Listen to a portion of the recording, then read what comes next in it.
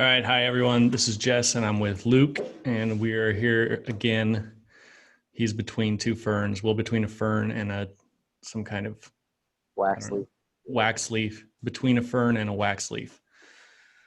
And I'm in the infinite void of the white space. Um, I know we were chatting about postmodernism in the Discord, and so I have something I just want to start out with.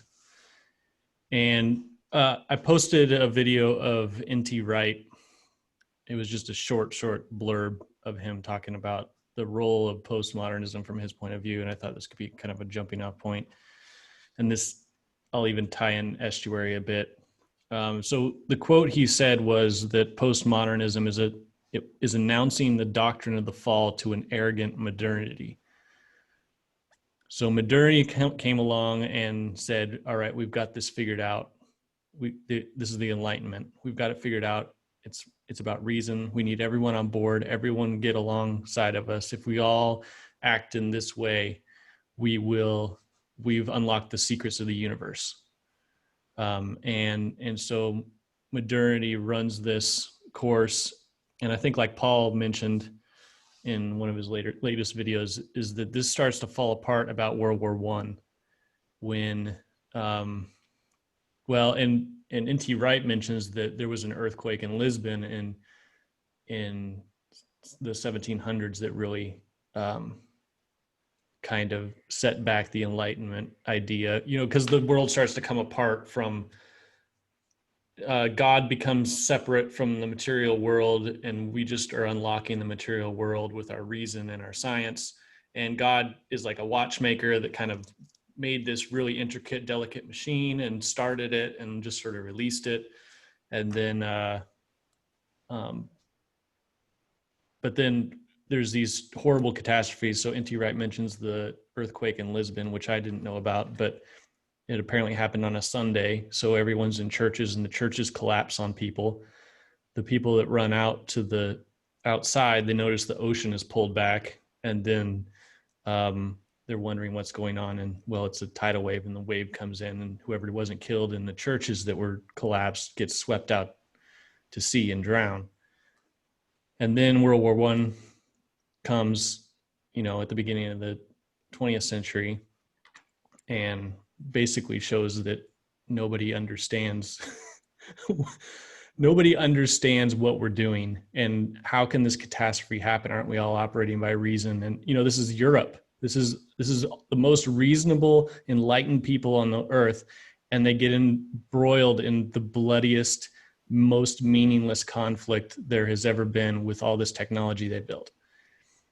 So then we have World War II, and we're into postmodernism as a thing into the 50s, 60s, and up into present day. So basically, modernity was arrogant and thought it could control everything and unlock the secrets of the world. Postmodernism announces the doctrine of the fall, so that no, we're all fallen. And I think this even happens. I was thinking about Freud, just the discovery that there's the unconscious, like it's just a huge blow to the whole Enlightenment project, that there's these unconscious things that are happening that can control you. And Freud tries to systematize it and try to modernize it, basically, to make it not so risky, and just be like, oh, we got to deal with this stuff. Like, let's be aware of it. Let's deal with it. Your all these drives and desires. And Jung, I think rightly, was like, no, this thing's a lot deeper than you think. And I think, and Jung predicts, has that vision that basically predicts World War I, where he has the vision of Europe being drenched in blood. And anyone at the time would be like, what are you talking about? This is the most peaceful, this is the highest point of history. How would we ever get into a war? And we still don't know why World War I started. That's one of the craziest things. We still don't really know. I mean, we know the causal factors. There's the Archduke gets assassinated and that stuff, and chain reactions happen. But it was all very from a rationalist point of view, is all very silly. And then the war itself was so bloody, it couldn't even be considered heroic to have died in World War I. It was an absolute catastrophe. Okay, so anyway, so postmodernism announces the doctrine of the fall to the arrogant modernity. So this gets me to my U-shaped structure I talked about. So you can picture, so this is the what Pajot talks about. This is the pattern of everything. Everything has this U-shaped structure. So you have, paradise, the fall, and then the redemption. So in our example, we'll have, modernity's over here. It fell. Postmodernity is preaching to modernity. You have fallen, and that's why it's deconstruction. That's why it's fracturing. That's why it's all the negative things people say about postmodernism. It's actually just, I think it's interesting to think about it in the terms of the doctrine of the fall. Okay, so now we're at the bottom, that in my other video I called Deconstruction Valley for me personally, but as a society, the Enlightenment happened, it's fallen, we're now at the bottom, and N.T. Wright says at the end of that clip is we have to move on somehow toward redemption, because that's the story. Paradise, the fall, redemption. And the redemption, in the Christian story is always more glorious. It's a more glorious place than what was previous. So you have the garden at the beginning of the Bible, at the end of the Bible, you have the glorious city, with the still more with garden around it and stuff. So if we're at the bottom of this, this fracturing, this delusion, where everything's divided and confused and upside down and flipping, there's a lot of John and Pajot talking about things that are on the edge. And I wonder if estuary is the type, because what has to come in the middle of that to be able to enable the resurrection or the restoration or the redemption is the logos. So Christ has to come. So in terms of an estuary type situation, like if we're engaging with each other in dialogue, this is the John Vervaeke dialogos thing. We're trying to enact some sort of process that where the logos can be manifest somehow. And it's not necessarily clear how to do that. All we know is that if you one or two or three gather in his name, he'll be there. So, because you have to move forward and you can't go back to modernity. Modernity's done. The Enlightenment might be done. All the rational scientism's done. We're done with that. How do we go forward? We don't just ignore science. We're not. See, that's where Antifa and a lot of the more Marxist elements, they get it wrong. They think, everything's going down, we should just burn the whole thing down. We need to destroy absolutely everything. That's not what we need to do. Of course, I don't think there'll be much argument. We have to move forward somehow, and we got to integrate the past with the current situation and into something that's livable moving forward. Because modernity's done, but we still need it to survive for the next however long this takes. We'll need elements of modernity to get us along as we stair step this thing up. It's like at any change, there's you never like have a clean break. You're like, this was the ancient world, now we're in the modern world. The ancient world's still trickling through after the Enlightenment, and then eventually it dies off. And then, so we're in this phase where modernity is dying, and we have to figure out how to move forward. And I think we need the logos, we need Christ, and how to engage that and the only thing practically I know, or one thing practically I know what to do, is engage in discussions and talk about it. so we know how to move forward. Right. Um, so, are you familiar with spiral dynamics? I'm sure you are. No. Oh, you're not? Okay. Well, this Uh, is Teach all the me. circles that you've traveled in. This is something they talk about all the time, very often. So Richard Rohr is really big into spiral dynamics. Ken Wilber. Um, Oh, is that where you work your way up in yeah. a circle? Yeah, yeah, yeah. Okay, I know what you mean. I think it works both on the individual level and on the collective level, but what I like about it is it's not a dualistic frame. It's a tertiary Three-dimensional. kind of three-dimensional thing. And so it kind of incorporates whatever that T.S. Eliot quote of like, the person will end up back where they started, after all their wanderings kind of a thing. Or But they'll be higher. right, but well, that's I think the dynamic that spiral dynamics adds in Mhm. is that it's kind of like I've talked about this with Joe before, but I don't know if it's a Zen saying, but it's kind of like before enlightenment, chop wood, carry water. After enlightenment, chop wood, carry water. Um, and and I think that's true. It's not that our world changes, but I mean, that gets into Barfield too, and even like his idea of original participation, final participation. Charles Taylor, porous selves, buffered selves. What's next? What is this final participation thing that we're moving toward? And like, so there's a couple things Paul says, like he's talked about the death and modernity recently quite a bit, and secularity, and that these things take a really long time. And I think that's true. There's a trickle down effect with all these things. So like there a lot of times there I've postulated before there's three different kinds of thinkers. There's kind of like the vanguard trailblazers, shamans that are just like really out there on the fringe seeing stuff that nobody's thinking, but they don't even know how to say it. Yeah.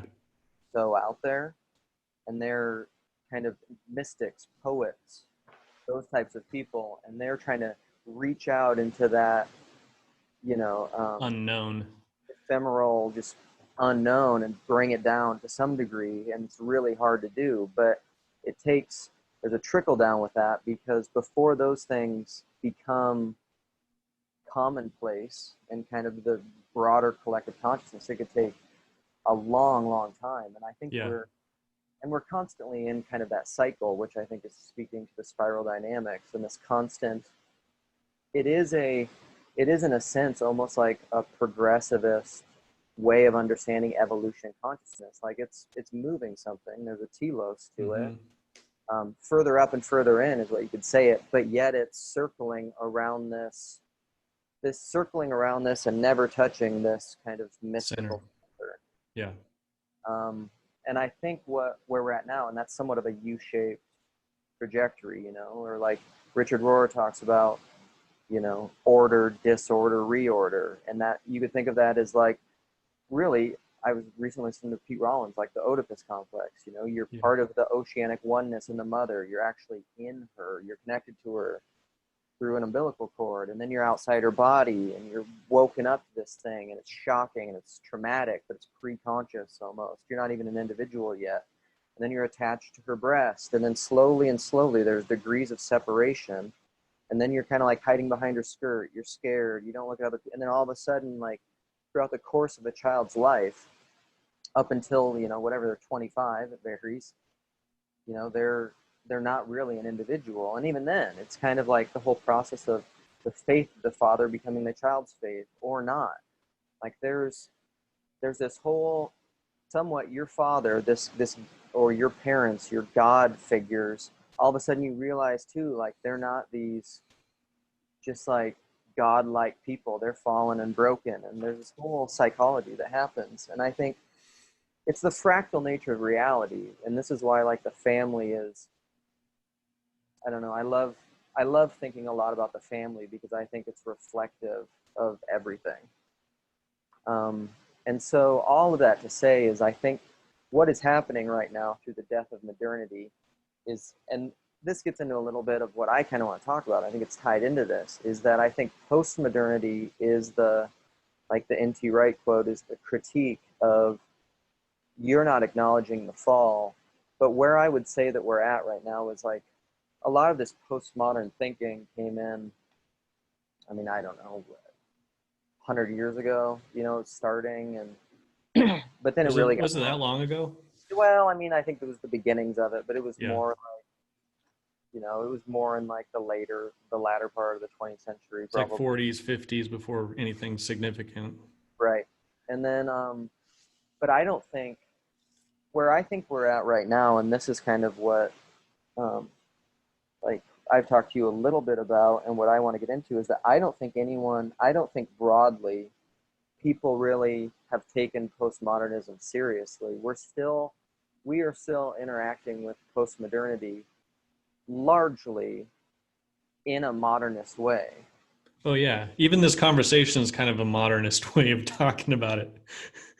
Right, because it's an overly systematizing of all these categories, but it's, I don't know, one of the easiest ways for me to understand it would almost be like an Ian McGilchrist right brain, left brain Yeah. math territory, is that even, and honestly, this has always been one of my biggest concerns, not only for the Paul Vanderklay community, but for the IDW and all these people, and why I like Jordan Peterson so much, is Jordan Peterson is, um, he's inherently, I think, a mystic. Um,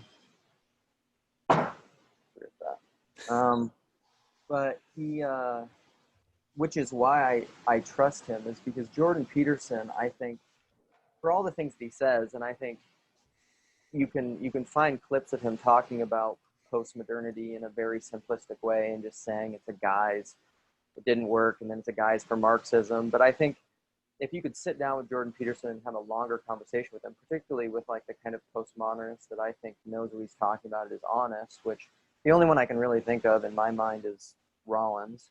Like Rollins is Well, kind of he the, had that conversation with Zizek that was interesting that because wasn't it took him for a surprise, both from yeah, just because he was expecting some sort of caricature. right, or and this is the thing, this that gets into my, like what I've been saying recently, the differentiation between what I call the mofo pomo Yeah, and, define that because that came up a couple. well, to me, so Julian wrote an article after the last Vervaeke Peugeot Paul Vanderklay talk, and he in it, which I don't, I'd like to read the larger article. There was a quote from David Bentley Hart that he said, most postmodernity isn't really postmodernity, it's really late stage modernism. And so it's people that are using the name, the label, the word, the suitcase postmodernity to achieve, they're using it in a very modernist, tribalistic, dualistic way to win. Like postmodernity that has become the new meta narrative, that there is no meta narrative. And Mm-hmm. so like we're just going to throw everything into chaos.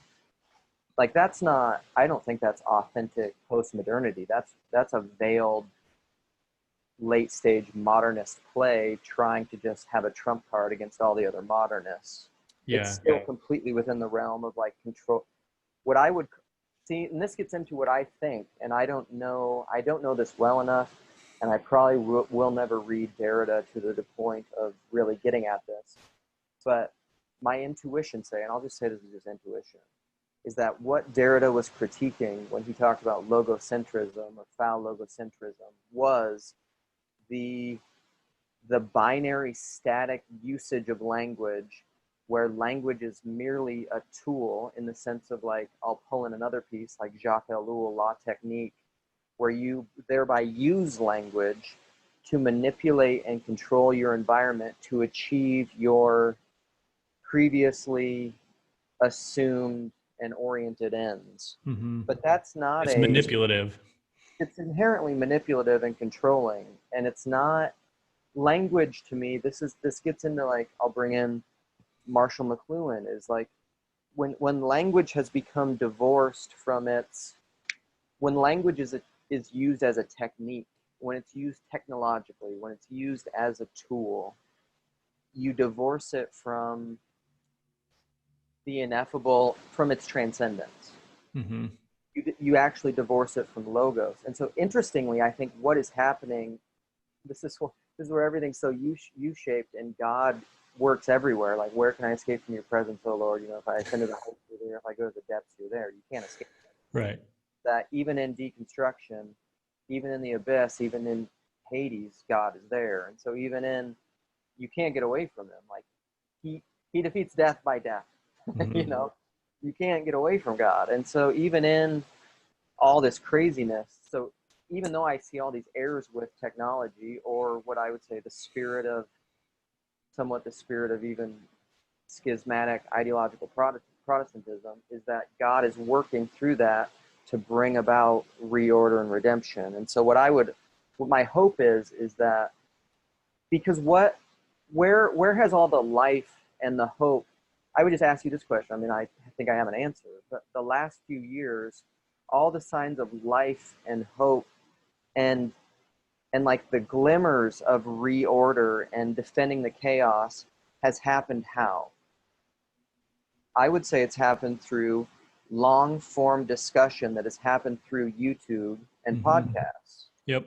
But that is the use of technology, not through just like writing and back and forth blogging, casting stones, or just having a monologue talking point where, like Ben Shapiro. It's conversations Yeah. with people that you disagree, where you can't. It's language as it's language not divorced from the breath. It's live. It's real. It's where two or more are gathered. Yep. That's So that's Vervaeke's dialogos, which is the, like, you don't have an end goal, but you think you have the hope going into a conversation that something will emerge that will be greater than what you could have planned yeah, going in. you have an end goal. This is where I bring in that Peugeot clip or whatever, where it's caged as a disagreement between him and Jordan Peterson. But I think if you had Jordan Peterson live, he wouldn't disagree that truth is nestled in love. Love is superior to truth, and it has to Yeah. be, because it's transcendent. It's Mm-hmm. love is universal, whereas our apprehension, at least, of truth in an articulable way can never transcend love. It's impossible. It Yeah. always must be subject to love. And I think when you're having a dialogos conversation and modeling, not even modeling, but just participating in agape, Mm-hmm. um, you relinquish that control. And this is where I get into like aspects of universalism. And I'm not talking about like salvation necessarily broadly. Like, I'm not trying to make a But doctrinal. that everything's redeemed. It's in, when you do that, like I would quote St. John, like, those that love know God. Like, it's just, if you love, you know God. There's just, you can't you can't you can't love and not be participating in God. I mean, it's not even possible. Is that like opposed? When I think of that, I think of it as opposed to having like the right belief system in my head. Like, I believe that Jesus died and rose from the dead, and uh, and that I confess my sins, and like having that knowledge, as opposed to like acting in a way as if that was true in love, which is love. Right, which interestingly, like, this is that's Jordan Peterson's whole act as if, Yeah. versus just like saying whatever. And he's like, anybody can say anything. Who the hell do you know? You don't know what you believe. So the act as if thing. But what is interesting is, like, that came up in the Douglas Murray. I and I screenshot, or I wrote it in the promos discussion, and I put it in like the YouTube comments under the video. But like, Murray said something like, uh, he said everybody is talking and saying all this stuff, but he's like, now we're getting to the point where the rubber meets the road and people are acting on Mm-hmm. these things, because that's what it means. Where the rubber meets the road is where it gets real, where you actually do it, when it ceases to be.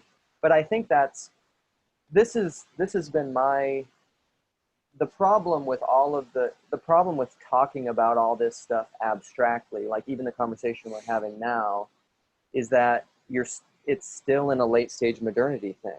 Like it doesn't matter until you act on it. So like even if everything that we're saying is true, it's somewhat irrelevant unless we're doing it.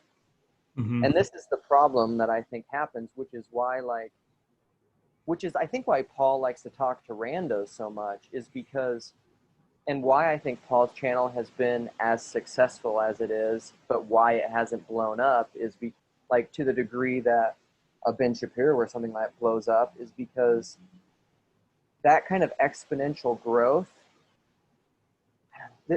this gets into my technological babble stuff. Like it's the difference between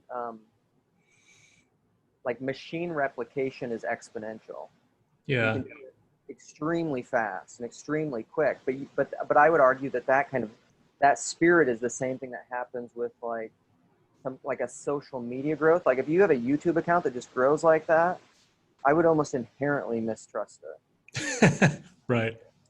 I would say like there's no way that that can be a, like I would almost say that it has to be within the world of ideology and language as technique, Mm-hmm. because ideological possession is the only thing that moves that fast. And Well, Joe Rogan's he's a he doesn't do that. His channel's popular because of the conversation, right? right, but it was slow too. Like that happened Yeah. over. Um, A decade? Has I he mean, been doing it a decade? yeah, it's gotten bigger now. But even with Jordan Peterson, like I think Jordan Peterson, around him initially, a lot of people coalesced that I think that were participating in the right spirit. But then I would argue, like all of a sudden, when it really boomed, there were a bunch of just like ideological sycophants that thought Jordan Peterson was going to come in and be their new Messiah. I mean, it reminds me of Jesus, to be their new Messiah, to like, when are you going to redeem Israel? Like, when are you going to do the thing that we expect you to do? When are you going to be my means to get to my utopian vision? Mm-hmm. And Jesus is like, never. Like, never. That's not what I'm doing. That's the way of the world. So you said Peterson's he was participating in, or you said people were getting around and that participated in that spirit. What is that spirit that he's doing? Because I almost think it's that kind of dialogos thing, only he was almost doing it within himself. Like, because he was taking the mythological and the psychological and the religious, and he was having all those things work themselves out in love somehow. Right. Have They're you not in competition with each other. right? Have you heard Peterson ever talk about? I think he's talked about like psychological splitting, and he says sometimes people, in order to think, they almost have to talk to somebody You else. think he did that?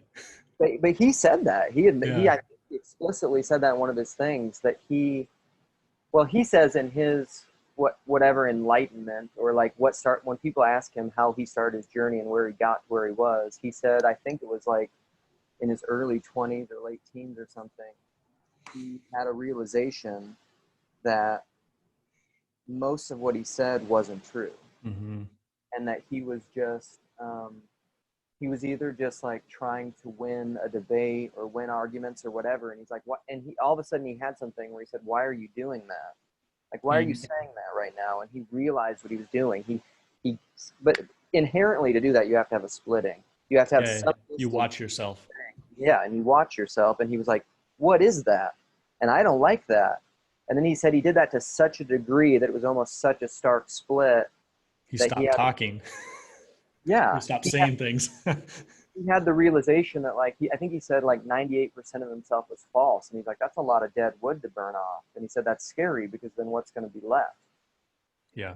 Um, and uh, and I think a little bit that's where we're at now, and I think it's happening individually and collectively, and I think that's what's happening through what I would call honest deconstruction, not like the tribalist post-evangelical, ex-evangelical, like I'm posting about it on social media all day and I'm Yeah, bitter.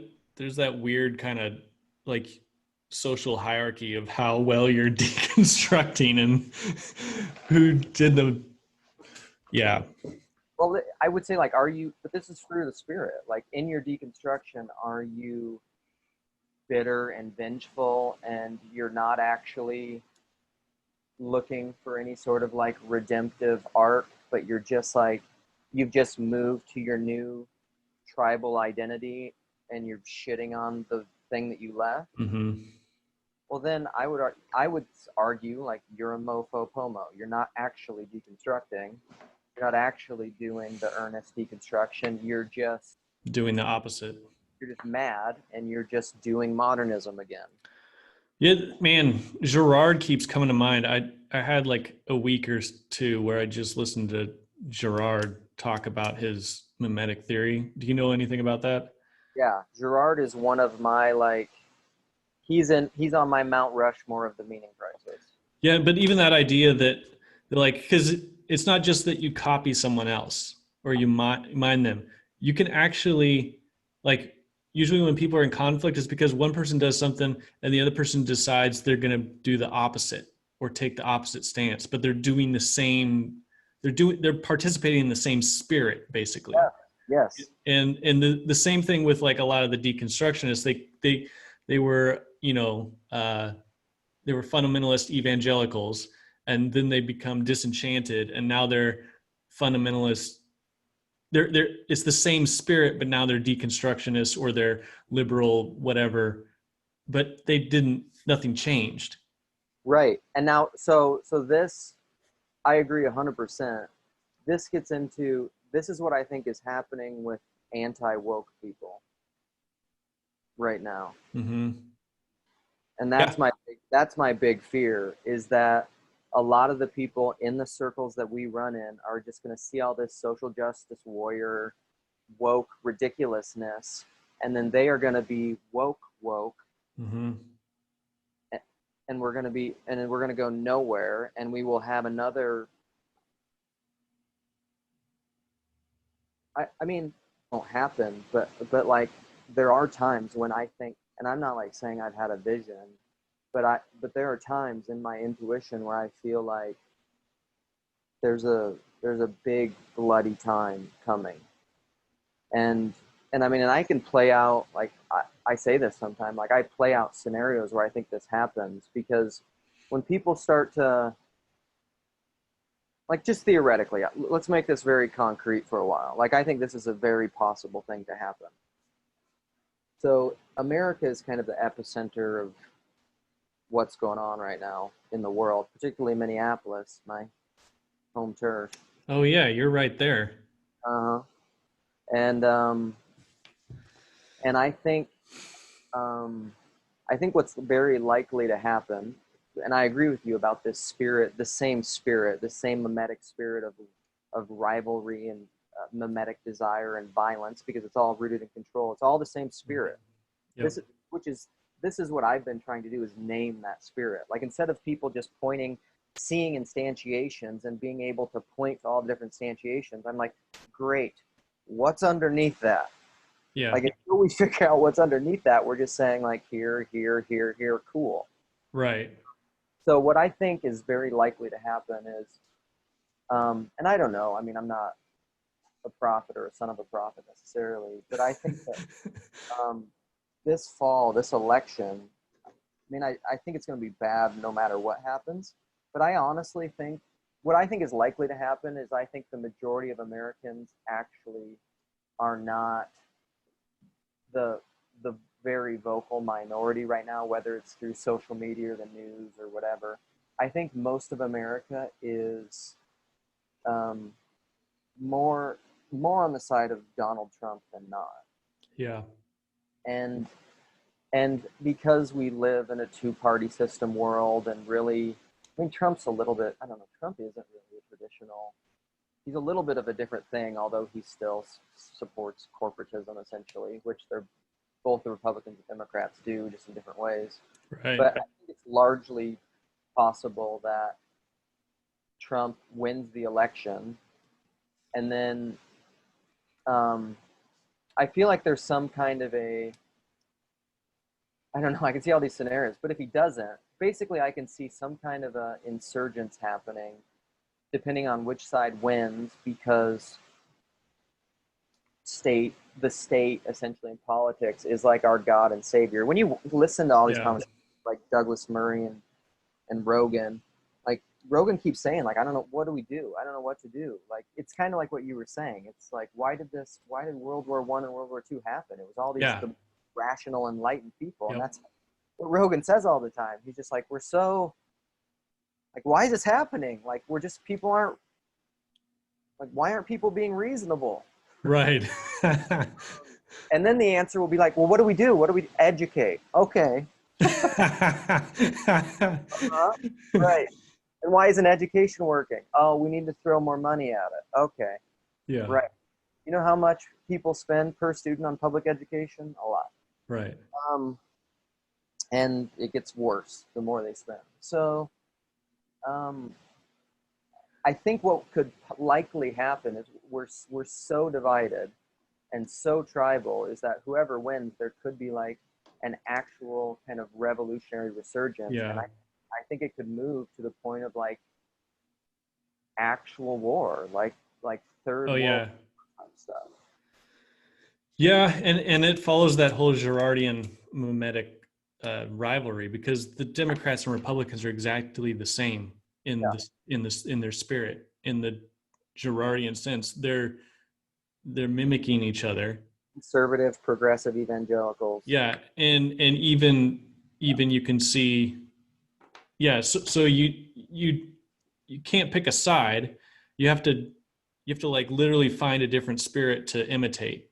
Because that's another thing about Gerard that like struck me. It was like, because I always have this idea that I'm somehow, like, I know that I admire people, but somehow I have this idea that I'm making decisions on my own.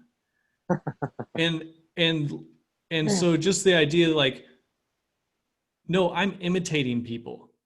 I'm imitating other people that I see, and it's an amalgam of this person, that person, and this is unconscious, and this is conscious, and it's all, it's not just straightforward. And this one I'm acting the opposite, and this one I'm acting, I'm trying to be similar, I would say but it's one of those both end things. Like you right, are acting, but in the spirit of something else because you have to. yeah, because part of what we're doing here is we're imitating the spirit of Paul Vanderklay, like Mm-hmm. in a weird way. Oh, for sure. And part of that is imitating the spirit of Jordan Peterson, and part of that is imitating the spirit of Jung and Let me Soul bring this in. Medicine, and like, You know who Rupert Sheldrake is? uh, He's one of my other guys in my Mount Rushmore. I got Paul. I who's got on Van. your Mount Rushmore? It's hard to. So like, It's like 50 faces. a lot of them. So like it would be Gerard is up there. Sheldrake is up there. Anyway, Jordan. yeah, yeah, Um, so more. So Rupert Sheldrake has this theory. He made up this theory called morphic resonance, and it's about morphic fields. And he's actually still living. He's like one of my dream people for Peterson to talk to, and they've been like he's been on Rebel Wisdom, if you know Rebel Wisdom. yeah. He's been on Rogan's podcast a couple times I actually. may have seen an interview with him. I just can't Um, place him. he's so awesome. But his theory of morphic resonance is basically the idea. He started off. He's a biologist, and he also has his PhD in the philosophy of science. So like he really understands philosophy too. Um, but he was studying plants, and he really got to studying form and like and there's no way to be able to articulate why a plant um, or animals for that matter take the form. We can't come up with any sort of scientific mechanism to understand why they take the forms that they do and how all that works. And he basically came up with this theory that there are there are fields which he calls morphic fields. Like morph is form, Greek. Mm-hmm. There are fields of forms that everything participates in that are transcendent of space and time, Yeah. that things participate in, and they mimic. So it's mimesis too, Right. form That's interesting.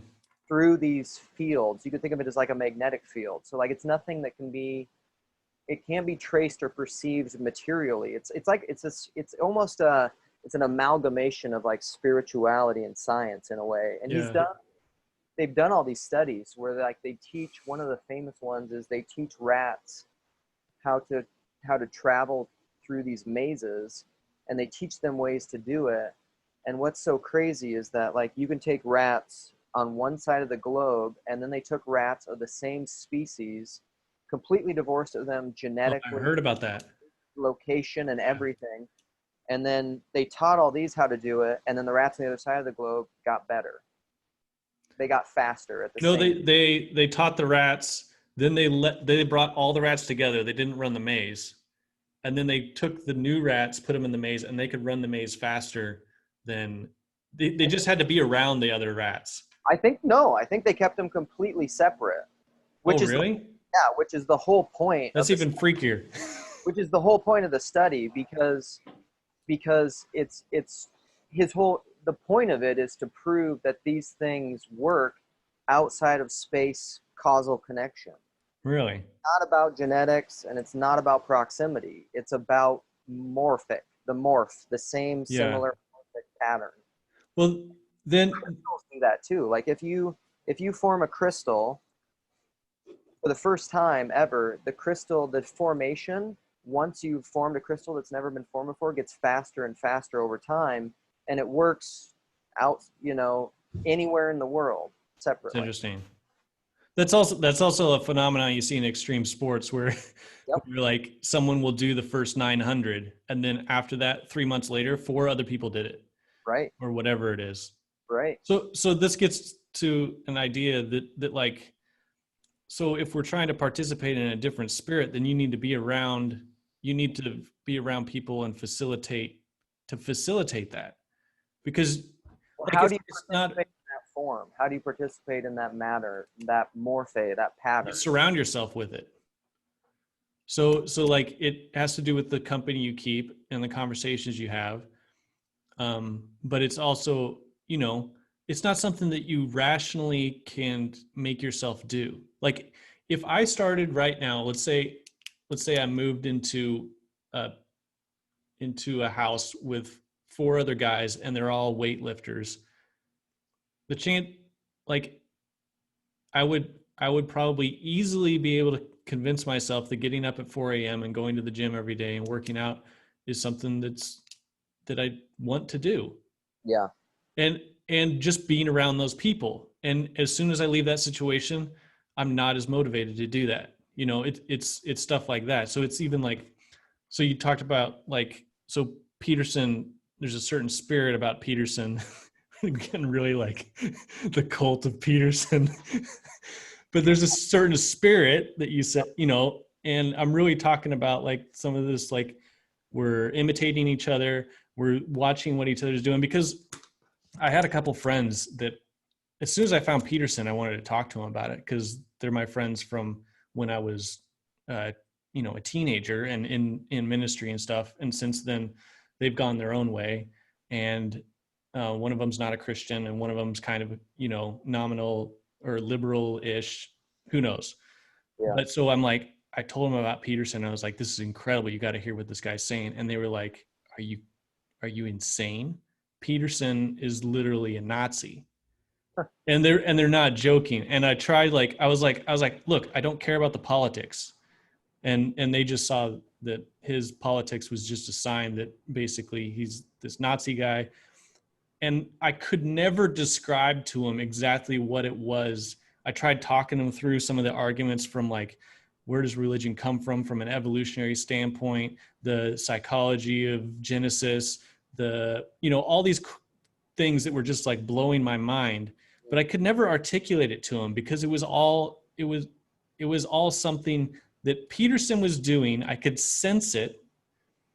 I could sense what he was doing. He's bringing things together. He's like, and and he's doing it. So But here's what I I think is liked his spirit. I mean, the point I'm trying to make is I like his spirit more than I liked his arguments. I'm right. discovering, and Right. I want to be able to do that. I want to be able to bring things together. I want to be able to think about things in that kind of way. And um,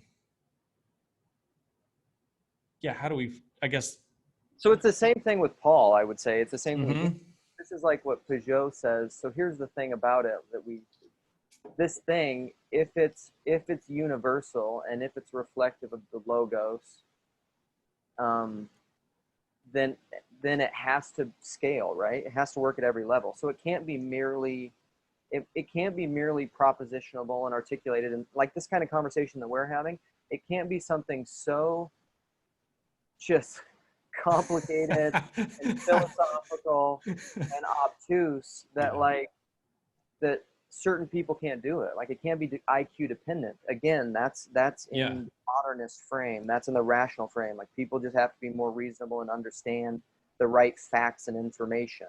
right. That's not it. It has to be something transcendent and bigger than that. Like a spirit. It has to be a spirit, but and something that someone can participate in. But this is where like a simple like and I don't even mean this like in a negative way. It sounds negative because we so idolize the intellect, but Yeah, like a simpleton could participate in the logos and participate in the spirit that we're talking about with yep, Peterson. That some, and this is why like some of the smartest people in the world that can articulate things that very few people can understand cannot participate in the same spirit yep, because it's not contingent on the intellect, yep, contingent upon love, yep, humility, grace, charity, steel manning people. Like this is what Paul models when he talks to randos. I watch conversations with Paul where like I feel like I know Paul well enough from watching him so much, and Paul's smart where I feel like I'm inside his head. Like I feel like I mm-hmm, know what he's thinking, and then I feel like I know how he navigates that and what yeah, he's yeah, doing. And I'm just like, he's so damn good at it. yep, And it's loving. He never does it in a condescending, um, negatively paternalistic way. He like mm-hmm, never or rarely, if ever, does that that I've seen. And like that's the kind of thing that I'm doing. I think the reason Peterson blew up so much is that Peterson is able.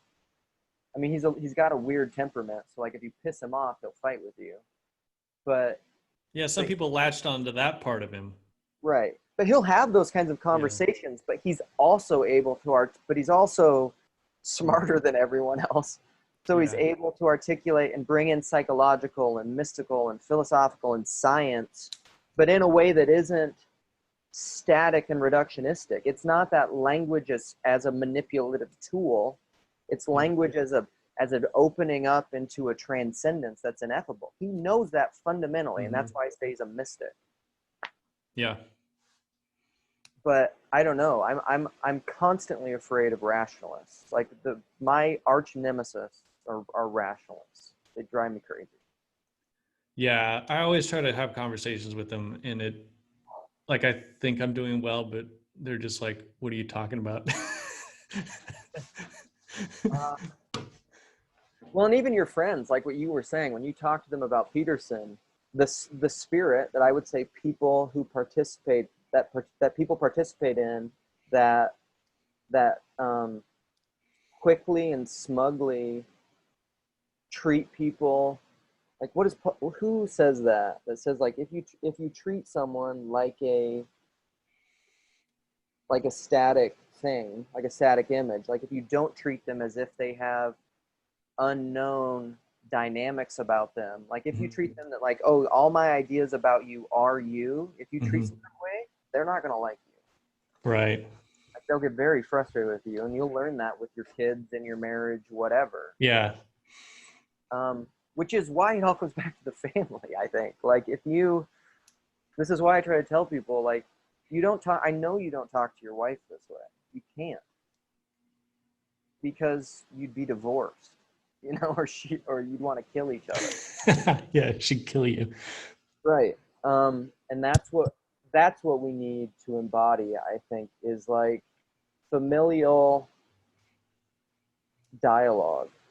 Well, I know, like during this whole COVID thing, like the one thing that I feel society fringing, at the fringes, and everything's kind of separating, and everything's divisive, and we can't go to church really, and our church community can't meet the way we used to, and so like everything's separate except the family right now.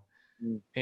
And I'm just like, and we've, through this time, like we just sort of strengthened that. We just sort of like, I put in work in the backyard to make it nice to hang out in while Yeah. we're all at home, Yeah. stuff like that. And then we can't go out, and we can't necessarily distract ourselves with a million things, and we don't have anything to do. So you know, we watch TV together, we play games together. We did like all this stuff.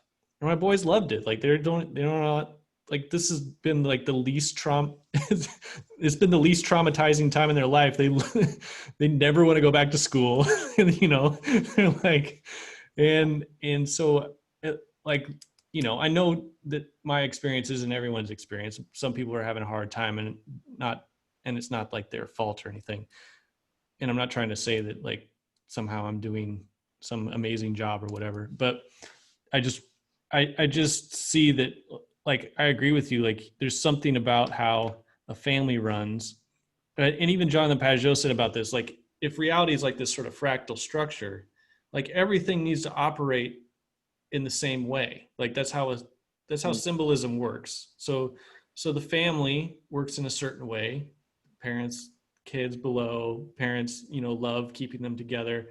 And then you Right. have the greater community, maybe it's a church or whatever. And then you have the city, and there's a mayor on top of the city, and there's different people at the school district and other places. And you know these are all kind of like small hierarchies all stacked within each other, and everything, the proper way to keep it all together is love.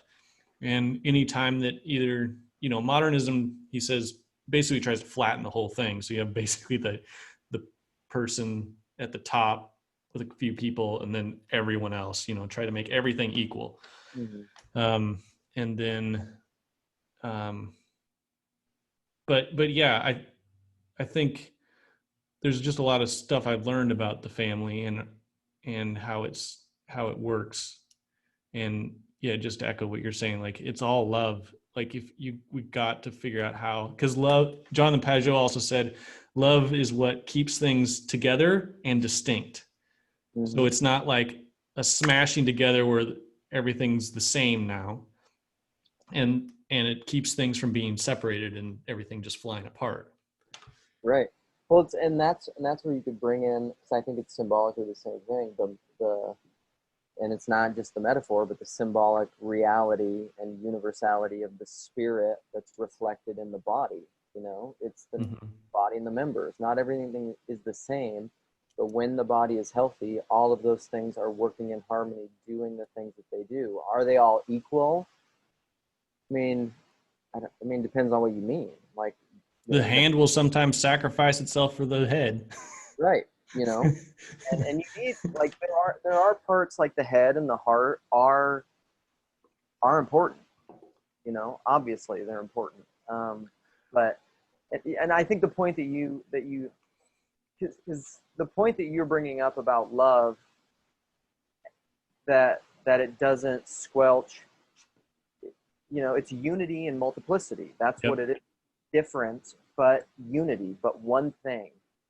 Not the same, Mm-hmm. but one. Mm-hmm. And this is why it's reflective, why I would say it's reflective of Trinitarian theology, is that your family works that way, your body works that way. They are not all the same, but they are one thing. You could think of it, I mean, people tend to think of it as like a macro organism or something, and that's even like pantheists will say like the giant macro organism is God. And I mean, there's some aspects of truth in that, but like love is the, if every, I see like the spirit of identitarianism that says like in order for me to accept you or affirm you or be like you, everything has to be the same. Like that squelch it, that actually destroys love, because then everything's just the same. And if Yeah, everything, or it has to be reversed to what they say. So like if white supremacy is the issue, then we're going to reverse it and have whites down here and people of color up here. right, Um, that's not. It's not. It may be just. That's the thing, is that, like, if justice is your highest goal instead of love, then maybe that is what you do, or that is what you do. You flip hierarchies, you oppress the oppressor, you do all that stuff. But in love, you can't necessarily do that, because you got to work together. You have to. Right. So then this is Jeff and I, and he wasn't able to join us, whatever, but Jeff and I, Jeff consistently has this impulse, and I think it's right, and me and him talk a lot about this. So then what you're saying right there, though, is love does not squelch diversity, and it doesn't just, like 1 Corinthians 13, love does not insist on its own way, you know? People would do well, all of us, to just read 1 Corinthians 13 every day. I mean, it's such an amazing thing. But so right now, being that I said this earlier, and this is my fear, that you have this new woke identitarianism that's trying to squelch diversity and say everything must come under this new thing. But now we're having this anti-woke awakening to just be like, that's a bad thing, and a bunch of people are going to get on that bandwagon. Well, then they're going to squelch that thing. And this is where Jeff and I will often have this kind of a question and ask this kind of thing, because it can become really easy to be tribal and gang up on someone. So someone who is, because Jeff even invited one of his friends once to the Discord, who was talking about things like the patriarchy and whatever. And I mean, and to their credit, I mean, they stuck around for quite a while. Like, they just got throttled. But I think the loving response is to try to say, like, not everyone, like, you can't just automatically scapegoat them and demonize them and say they're 100% wrong in this static way, in a Girardian way. Yeah. To demonize them, because they're not 100% wrong. Like, Yeah, the people that want justice are right. right, and There they're needs not there needs to be some sort of justice. right, and they're maybe not 100% right, but like, to say like they're completely self-deceived and completely inauthentic and completely lying is to treat them like the static thing that you can't, and that's not interacting with them in love. So then I think one thing I would like our kind of community to do, and we're pretty good at it, but I think one way that I'd like us to be better is like take the group that we disagree with the most and just be like, what are they right about? Because that's the thing, is like, I don't think our group is very good at that at all with like the postmodernists. Like, we talk about all these postmodernists and we're just like, they're all like relativists and veiled Marxists and playing whatever. Hidden power games. Right. And I'm just like, I don't think that's true. I actually think they have legit things to say, some of them at least. Because then again, that's bringing up the fear in me that, like, we're not actually doing dialogos and creating and interacting with this in a healthy kind of a way. We're just doing the late stage modernity controlling power game thing again, and thinking that we're the new anti-woke woke. Right. The anti woke. Right.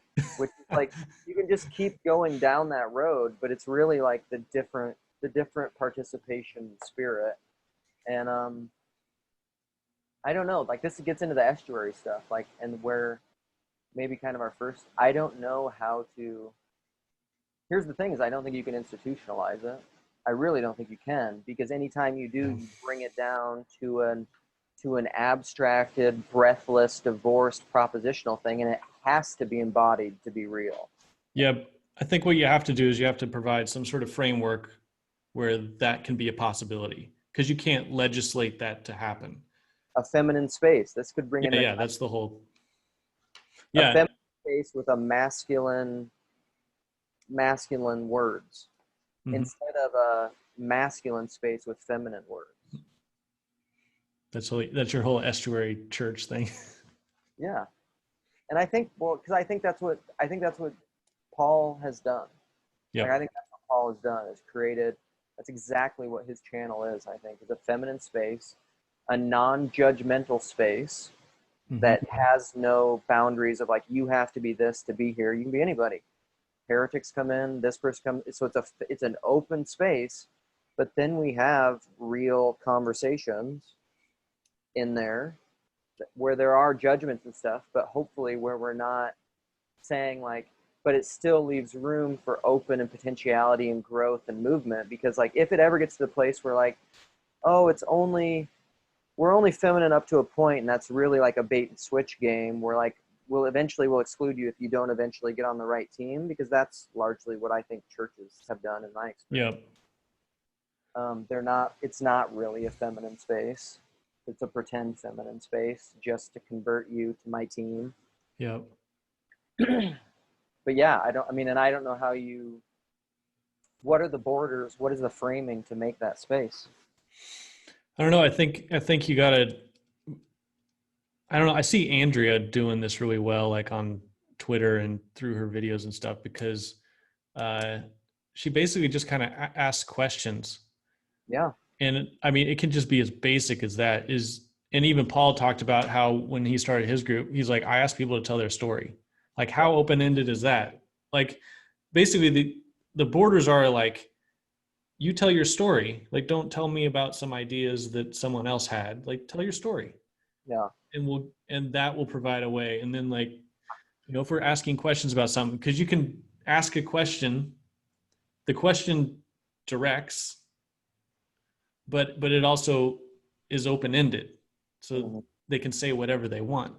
That's the feminine, right? The Yeah, question frames, because it's a question. Like you can't just go anywhere. But yeah, it's not it's not like controlling and rhetorical. yeah. It's saying Jesus, they're out of wine. What are you going to do about it? It doesn't say, hey Jesus, go and do this and this and this and get the jars and perform the miracle. It says they're out of wine. Jesus, what's up?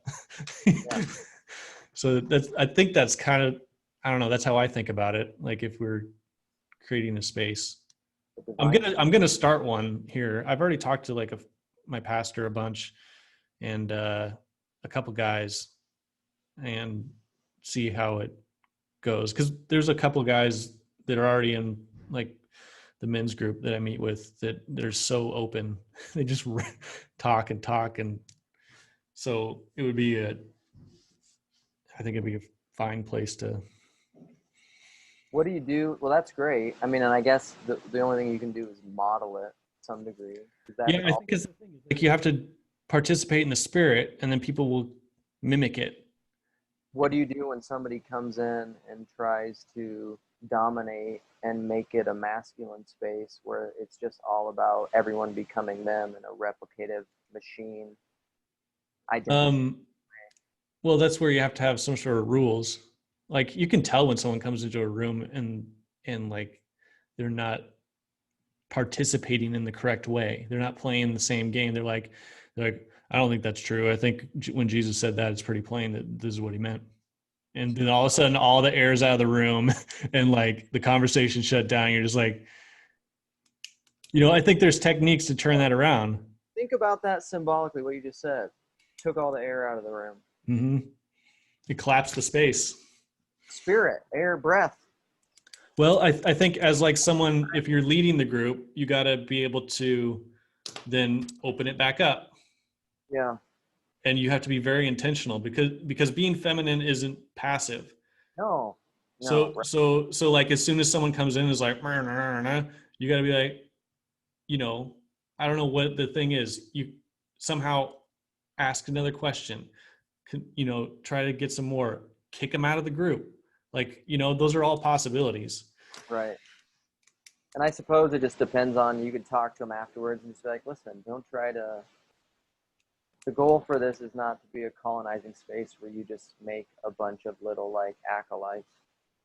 You Yeah. know? And even next time, ask them to tell their story, because they Yeah. got a story, and it'll probably have some interesting points that would be really helpful to hear.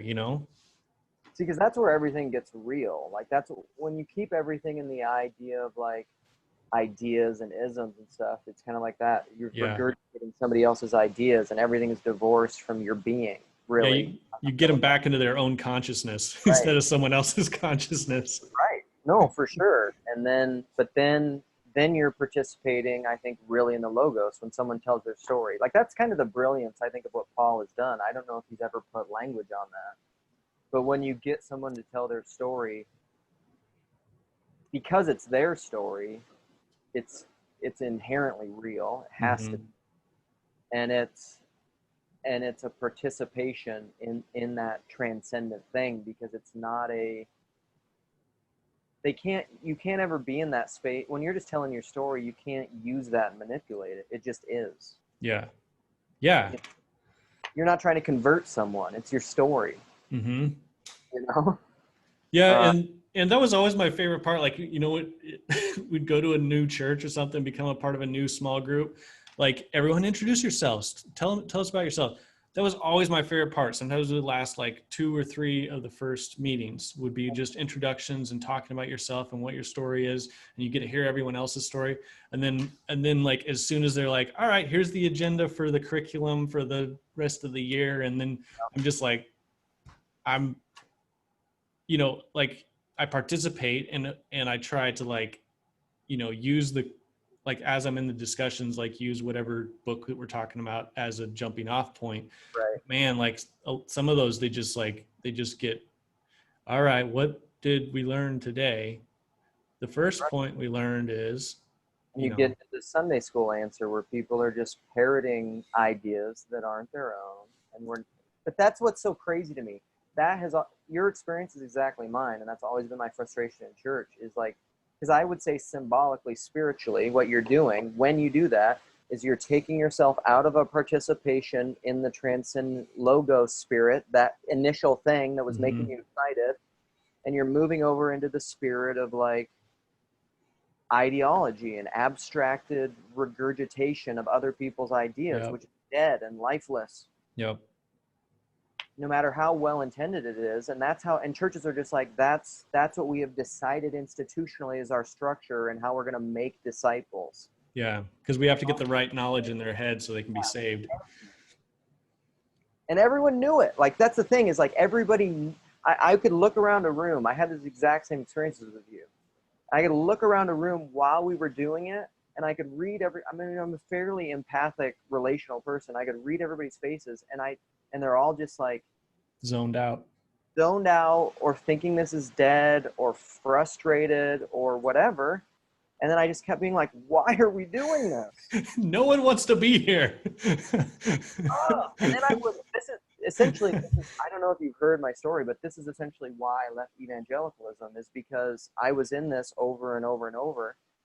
And then I'd meet with my small group leader, and I'd meet with the pastor, and I'd try to have this conversation, just be like, I know why you think you're doing this, and I know why you think it's a good idea, but I Mhm. don't think it, I didn't have the kind of articulation that I have now to be able to say what I think is going on, and I wouldn't have probably had the time to be able to bring them up to speed. I mean, that's often how I feel, is like I've been just like I've been like laser focused on this for 2 years, thinking about it, coming up with language, reading things. I am like essentially a chasm away from you, and I have no idea how to get you here. I have no idea how to get you Yeah, then you try to do it real quick in like 45 minutes, and they're like, "Oh, Luke again with all his, with I this can't handle him." verbal waterboarding. Yeah. Yeah, and then I'm excitable, and it's worse. Yeah, that's I don't. I it's a it was always a frustration to me, and then I was trying to figure out like that's what led me to all of to Paul, to Jordan Peterson, to all of this language technological babble, egoic intellect, is I'm trying to like that exact church experience. I was trying to name the spirit of it. Right. That's what I've been trying to do. It's like, what is that? Everybody knows it's dumb. That's there. They don't know it consciously, but I can see that they don't like it, Mm-hmm. you know. And I know in this room is that 5, 10, 20 years down the road, a bunch of these people are going to deconstruct and be post-evangelical or leave the church or be agnostic or whatever. And I'm just like, I don't want to just sit here and wait for that to happen passively. Yeah. Yeah. Yeah, that's why. Well, that's the whole reason why the estuary caught my attention. And was like, I was like, I could do that, and it would open up this space not only for myself but also for anybody else going through this, outside or inside the church. You know, I There, man. I don't know how to market it, but we'll figure that out. Well, that's the tough part because that's Paul started with just the Jordan Peterson meetup. I mean, that was the thing. Like it was. I mean, that's somewhat how icons work too, right? And Hmm. symbolic vision works is like Jordan Peterson meetup. Like that was the bat signal, and all the people that knew what that meant or like had that spirit, had experienced that spirit, Right, right. just like boom. So like, what is your bat signal to send out that people could see? Like, because that's the thing. Everything is co-opted. Like you could say like honest, authentic conversations or like because that's the kind of thing I see is like I go around town, I see Yeah. signs like street sign or people put in their yard, it'll say like love wins. And like I know what that means. Like that just means You know that they hate conservatives. that yeah, that means I hate conservatives and I'm affirming of LGBTQ. Right, right.